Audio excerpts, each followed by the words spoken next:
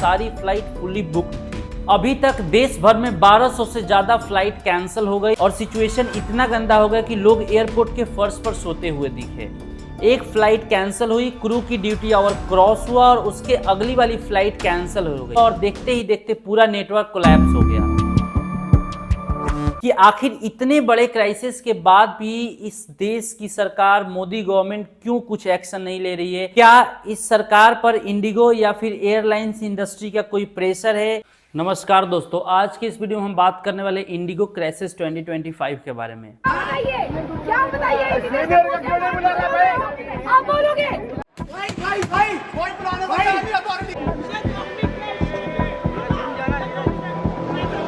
आज के टाइम में आप सोशल मीडिया और न्यूज चैनल पर देख रहे हो कि इंडिगो की बहुत सारी फ्लाइट्स कैंसिल हो रही है। लाखों लाख यात्री इससे बहुत ज़्यादा परेशान हो रहे हैं। एयरपोर्ट पर चीखते चिल्लाते और लड़ते हुए दिखे जा रहे हैं।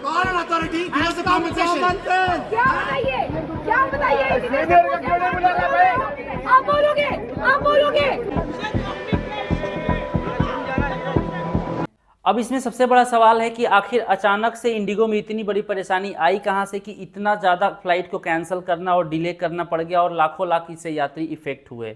और इतने बड़े क्राइसिस के बाद, इतने ज़्यादा लोगों के परेशानी के बाद सरकार का क्या रिस्पॉन्स रहा और ये प्रॉब्लम कब तक फिक्स होने वाला है इंडिगो के अंदर, आज की इस वीडियो में हम डिटेल में बात करने वाले हैं। दोस्तों, सबसे पहले समझते हैं कि ये परेशानी शुरू कहां से हुई। 1 नवंबर 2025 को एक DGCA के द्वारा एक नया rule FDLT flight duty time limitations rule को लागू किया गया। इस रूल का बेसिकली मतलब ये था कि जो भी पायलट्स और क्रू हैं उनको ज़्यादा से ज़्यादा रेस्ट दिया जाए, उनकी रेस्ट आवर को बढ़ाया जाए। इस रूल के लागू होने के पहले रेस्ट आवर था पर वीक 36 आवर, यानी पायलट्स और क्रू 36 घंटे हर सप्ताह रेस्ट कर सकते हैं। लेकिन इस नए नियम के बाद इस आवर को बढ़ा दिया गया और पहले जहां 36 घंटे रेस्ट कर सकते थे हर सप्ताह, वहां पे 48 घंटे यानी 48 आवर अ वीक उसको रेस्ट आवर को बढ़ा दिया गया। यानी जहां पे 36 घंटे पहले रेस्ट कर सकते थे, अब वो 48 घंटे रेस्ट कर सकते हैं। और इस नए रूल के पहले 6 नाइट फ्लाइट अलाउ थी। नए रूल के बाद 2 नाइट फ्लाइट अलाउ रह गई और नाइट आवर्स की डिफिनीशन भी बढ़ा दिया गया। अब समस्या इंडिगो के साथ ये हुई कि इंडिगो पहले से ही अपनी क्रू शॉर्टेज की समस्याओं से जूझ रहा था और तो और ये इंडिया में नवंबर दिसंबर का पीक सीजन था, सारी फ्लाइट फुली बुक्ड थी और नए रूल लागू होते ही उसकी सारी प्लानिंग फेल हो गई। एक फ्लाइट कैंसिल हुई, क्रू की ड्यूटी आवर क्रॉस हुआ और उसके अगली वाली फ्लाइट कैंसिल हो गई और ऐसे ही अगली भी फ्लाइट के साथ सेम सिचुएशन हुआ और देखते ही देखते पूरा नेटवर्क कोलैप्स हो गया।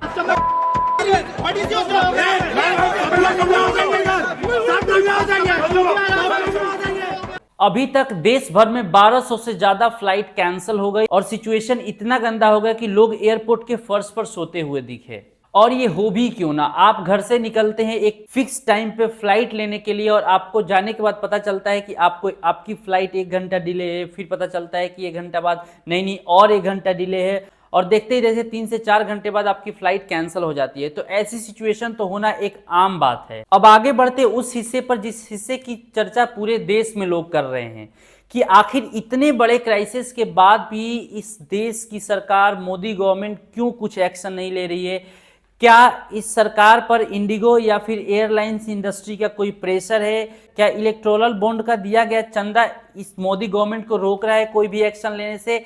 या फिर क्यों मोदी सरकार ने कुछ भी एक्शन अभी तक इस एयर इंडिया पर नहीं लिया? दोस्तों, ये तो फैक्ट है कि सारी पॉलिटिकल पार्टी इलेक्टोरल बॉन्ड के जरिए सारी बड़ी कंपनी से चंदा लेती है, सारी बड़ी कंपनीज उसको डोनेट करते हैं कुछ ना कुछ पैसे। उसी तरह इंडिगो ने भी कुछ पैसे इलेक्टोरल बॉन्ड के जरिए इस बीजेपी गवर्नमेंट और अदर्स पार्टीज को जरूर से जरूर दिया होगा। लेकिन इस इलेक्टोरल बॉन्ड और चंदे के जरिए मोदी गवर्नमेंट का कुछ भी एक्शन ना लेना और ये कह देना कि मोदी सरकार पे इंडिगो की प्रेशर होगी इसलिए कुछ नहीं ले रहे, ये सरासर गलत होगा क्योंकि इसके कुछ भी प्रूफ अभी तक नहीं है। हाँ, ये बात जरूर है कि इतने बड़े चेंजेस के चलते इंडिगो की अपनी सारी की सारी प्लानिंग फेल हो गई और इंडिगो यहाँ पे सबसे बड़ा फेलियर हुआ। लेकिन प्रॉब्लम ये है कि आप समझो कि आपके पास एक फैक्ट्री है और फैक्ट्री में काम करने वाले वर्कर्स हैं और अचानक गवर्नमेंट एक रूल लागू करती है कि सारे वर्कर को 10 घंटे की जगह 12 घंटे रेस्ट करने को मिलने चाहिए।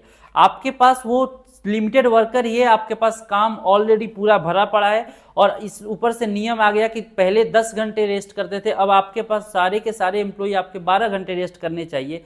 तो ऑब्वियसली आपके पास ओवरबर्डन और बहुत सारा काम के डिले होना ये तय था। तो उसी तरह इंडिगो के साथ भी हुआ। इंडिगो में ऑलरेडी क्रू के शॉर्टेज थे और ये नए नियम के बाद, इतने बड़े चेंजेस के बाद उसके पास क्रू के शॉर्टेज और ज्यादा बढ़ गए और काम घटा नहीं, जिसके चलते इतनी सारी फ्लाइट कैंसिल हुई, डिले हुई। इसमें हम ये जरूर बोल सकते हैं कि गवर्नमेंट को ये नए FDLT रूल लागू करने से पहले एयरलाइंस को थोड़ा समय जरूर देना चाहिए था, ताकि वो खुद को प्रिपेयर कर ले, उतने स्टाफ, उतने ज्यादा क्रू को हायर कर ले, ताकि उनको ये वाली शॉर्टेज की प्रॉब्लम ना आए। लेकिन दूसरी तरफ ये भी है कि इंडिगो अपनी हायरिंग प्रोसेस में लापरवाही की, जिसके चलते आज उनके पास इतना बड़ा प्रॉब्लम आके खड़ा हो गया, इतने बड़े क्राइसिस से आज के टाइम में वो जूझ रहे हैं। एक तरफ सरकार और DGCA के नया रूल और दूसरी तरफ इंडिगो की मैन पावर फेलियर, इन दोनों के बीच इस देश की जनता, इस देश के यात्री फंस गए। और आज जो भी हालात हुए हैं एयरपोर्ट पर, वो आप स्क्रीन पर देख सकते हैं। लोग चीखते चिल्लाते हुए दिख रहे हैं, यहाँ कोई किसी का भी नहीं सुन रहा, चाहे इंडिगो के स्टाफ हो या कोई भी हो, इसकी कोई रिस्पॉन्ड नहीं कर रहा है। और इतनी बड़ी क्राइसिस के बाद सरकार और DGCA ने एक इंडिगो को शोकेस नोटिस भेजा, शेड्यूल स्टेबलाइज करने को कहा, रिफंड फास्ट करने को कहा और नाइट ड्यूटी के नए रूल को अभी के लिए स्थगित कर दिया गया। अब क्राइसिस तो हो चुका है और सारे के सारे नुकसान हो चुका है, लेकिन अब सवाल ये है कि अब आगे क्या?